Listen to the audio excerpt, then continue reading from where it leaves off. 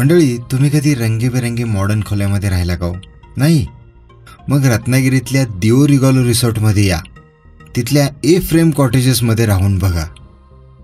गणपतीपुळे रत्नागिरीपासून एक जवळचा भव्य प्रकल्प, जिथे एक theme resort, a frame cottages आणि भव्य असं वॉटर पार्क सगळं एकाच कॅम्पसमध्ये. हे सगळं तुम्हाला अनुभवायचं असेल तर तुम्हाला इथं यावं लागेल. चला मग मी तुम्हाला एक छोटीशी सैर करून आणतो.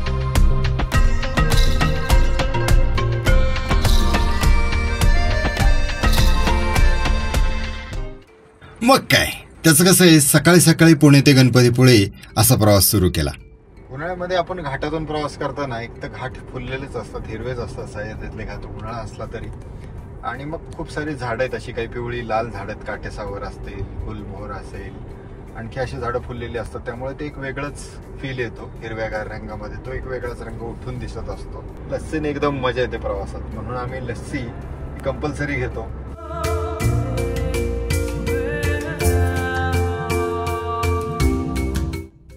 वाटेतली शाळेच्या युनिफॉर्म मधली ती मुलं पाहून आपापले शाळेचे दिवस डोळ्यासमोर आले.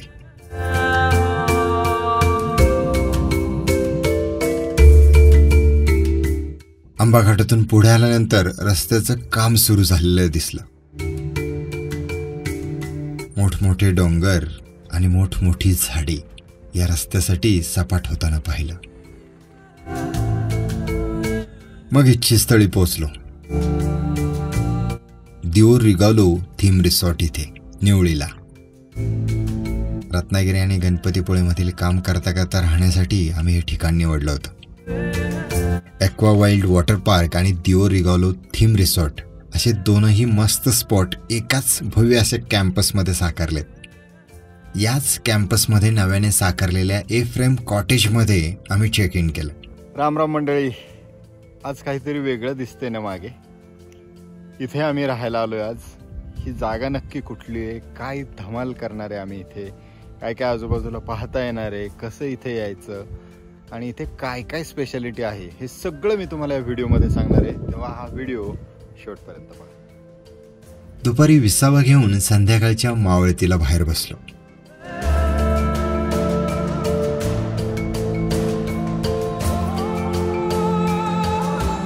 रत्नागिरीमध्ये यायचं म्हटलं की खूप सारी ठिकाणं आपल्याला पाहायला आहेत. आरेवारेचं बीच आहे, रत्नागिरी शहर आहे, त्याच्या आजूबाजूचे समुद्रकिनारे आहेत आणि महत्त्वाचं म्हणजे सगळ्यात लोकप्रिय असा गणपतीपुळेचा बीच आहे आणि देवालाही आपल्याला जायचं असतं. आता आंबाघाटाचं काम सुरू आहे पुण्यातून किंवा मुंबईतून येताना आणि खूप डिले होतो. मग आपल्याला मधलं कुठलं तरी असं ठिकाण हवं असतं जिथे आपल्याला मुक्काम करता येईल, थांबता येईल. तर असंच एक रिसॉर्ट यापूर्वी मी हे दाखवलं आहे, ज्याचं नाव आहे दिओ रिगॉलो थीम पार्क किंवा थीम रिसॉर्ट.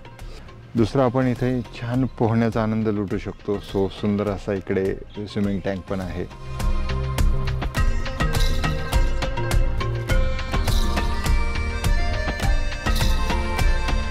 चला मंडळी, या ए फ्रेम कॉटेजेस मी तुम्हाला आतून दाखवतो. इथल्या रूम नक्की कशा आहेत.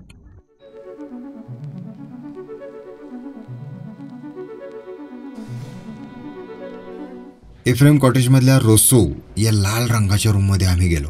उंचच उंच झुमरं टांगलेली आणि भव्य अशी रूम, वर मॅझेनाईन वर 3 जणांची व्यवस्था, अशी एकंदरीत रचना दिसली. अशी लाल लाल रूम आहे, बघितली आमची. वरती इथे जिना चढून आल्यानंतर 3 जण छान झोपू शकतात, अशा तऱ्हेची इथे जागा आहे. पूर्ण प्रचंड मोठी हाईट दिलेली रूमला आणि अशा तऱ्हेची रूम आहे बघा. दिसली? नवीन प्रकारच्या कॉटेजेस आहेत ह्या सगळ्या. खूप सुंदर बनवलेल्या आहेत आणि वेगवेगळ्या रंगांमध्ये ते आहेत. त्या रंगांची नावं या रूमला दिलेली आहेत. हे वॉशरूम आहे आणि वॉशरूममध्ये सगळ्या अत्याधुनिक सुविधा आहेत. आता सर्वत्र दिवे लागले होते.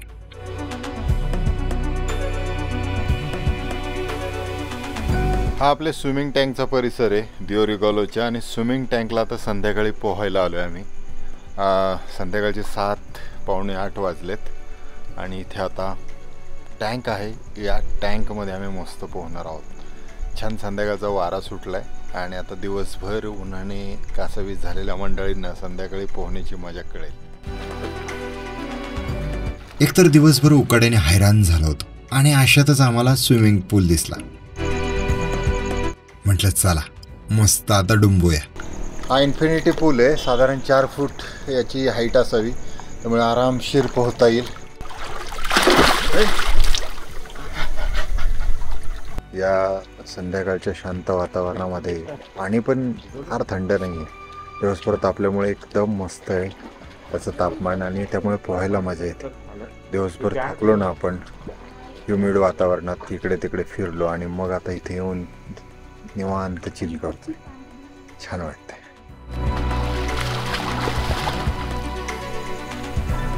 छान पोहून झाल्यानंतर रेस्टॉरंटमध्ये गेलो.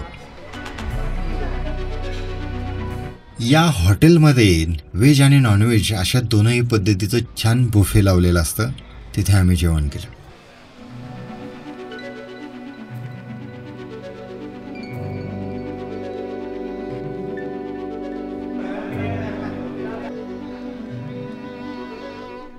आम्ही जेवण केलं आणि झोपी गेलो.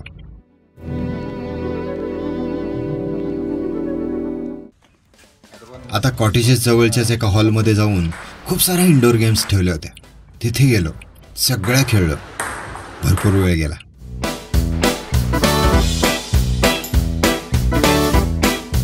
मित्रांनो, मी 2 आठवड्यापासून चेस शिकणं चालू केलंय ऑनलाईन, स्वतः यूट्यूबवरून, आणि बुक पण वाचतोय, मॅमथ बुक ऑफ चेस म्हणून. जर तुम्हाला काय रिसोर्सेस असतील तुमच्याकडे चेस शिकायला आणि ॲडव्हान्स शिकायला, बिगिनर आहे आता, तर ते जरूर मला कमेंट्समध्ये पाठवा.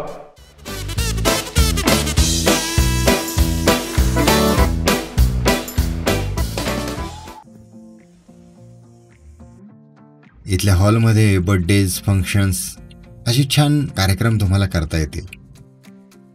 मग पुढे नाश्त्यासाठी गेलो. तिथे बुफे पद्धतीने नाश्ता ठेवलेला होता. मग खिचडी आणि मिसळवरती छान ताव मारला.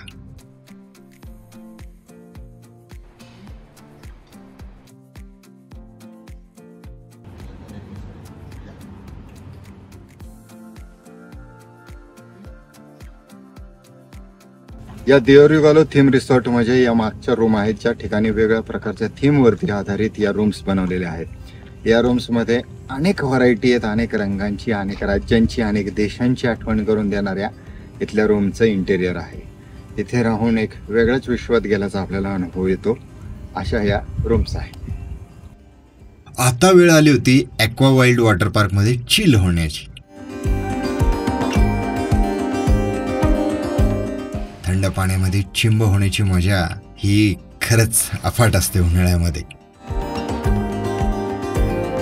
मित्रांनो, चला माझ्यासोबत दुबईला, खूप मजा येणार आहे आता. वॉटर पार्क, पूल आणि कमाल अशा मोठमोठ्या राईड्समध्ये बेभान होऊन कल्ला करण्याची मजा काही वेगळीच होती. ही ती मजा ती घेणारालाच कळणार बरं का. त्यामुळे तुम्ही नक्की एकदा ट्राय करा.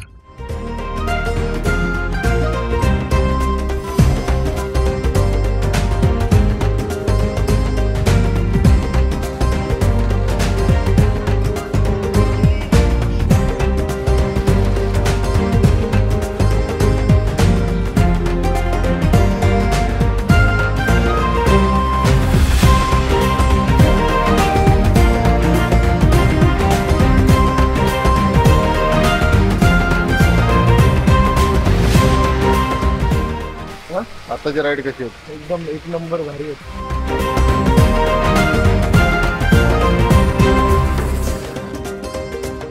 आता हा वेव्ह पूल सुरू होण्याची वाट पाहतोय आम्ही. हा वेव्ह पूलमध्ये पोहणार आहे. मला खूप मोठ्या वॉटर राईडची भीती वाटते, पण तरी पण मी वेव्ह पूलमध्ये मात्र पोहणार. या वेव्ह पूलमध्ये फुल ऑन मस्ती केली.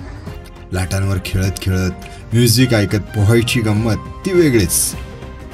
छान जमलंय सगळं. अशा प्रकारे एक रत्नागिरीजवळ गणपतीपुळेजवळ असताना एक छानसा स्टॉप घेऊन थोडंसं रिलॅक्स व्हायचं असेल तर हे ठिकाण तुम्ही नक्की विचार करू शकता. तर चला मंडळी, हा होता आजचा व्हिडिओ. हा व्हिडिओ कसा वाटला ते मला खाली कमेंट करून सांगायला विसरू नका. पाहत राहा आपला चॅनल सोमनाथ नागवडे. निसर्ग पहा, फिरत राहा, शिकत राहा. आयुष्य सुंदर आहे, रोज मजेत जगत राहा.